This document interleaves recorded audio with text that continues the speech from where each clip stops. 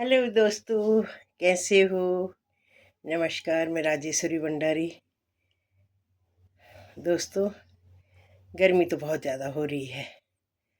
कभी कभी कुछ यादें फेसबुक दिला देता है, जिसमें हमारे फेसबुक भाई लोग बहनें लोग अपनी पहाड़ों की सारी चीज़ों को डालते हैं। तो हम यहाँ बैठे बैठे हमें उनका बहुत याद आती है, मतलब बता नहीं सकते, मुझे तो बहुत याद आती है। अभी मैं देख रही थी कुछ दिन पहले कि दहें होती है, जो गेहूं की दहें होती है, तो हमारे घर में खेती तो बहुत थी। बैल नहीं थे, क्योंकि बैल तो रखे और बेच दिए थे। कभी कभी होते थे कि कह दिया तो ले आए, नहीं तो दे दिए। तो हम लोग क्या करते थे, लट्ठे होते थे, बहुत बड़े लट्ठे होते थे, सुलेटा बोलते थे उनको। तो एक यहाँ से मारेगा ऐसे करके, दन दन ऐसे गेहूँ, मतलब गेहूँ कूटने हैं। तो चार लोग जैसे चार साइडों से बैठ के ऐसे मारेंगे, ऐसे मारेंगे, एक इस साइड मारेंगे, इस साइड मारेंगे, इस तरीके से गेहूँ की कुटाई करते थे हम लोग। और बहुत परेशानी होती थी, गर्मी बहुत ज़्यादा, और क्योंकि वो सूखे सूखे अच्छे कूटे जाते।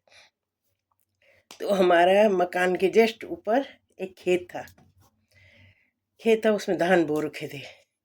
तो हमारे जस्ट सामने घर हैं, जो उन्होंने हमको आवाज़ दी, अरे तुम्हारे खेत सारा खा दिया। मतलब धान, आजकल छोटे छोटे धान जो आए रहते हैं, मतलब जो धान गुड़ाई जो होती है, पहली गुड़ाई दूसरी गुड़ाई जो होती है, ऐसा धान हो रखे थे। उन्होंने हमको आवाज़ दी कि जाओ जाओ, तुम्हारे खेत खा दिया ऊपर। अब मैं थी चटक पटक वाली, दौड़ने वाली, क्योंकि मेरे को भी अच्छा था, भागो यहाँ से, थोड़ा कूटना बंद हो जाएगा, सही है।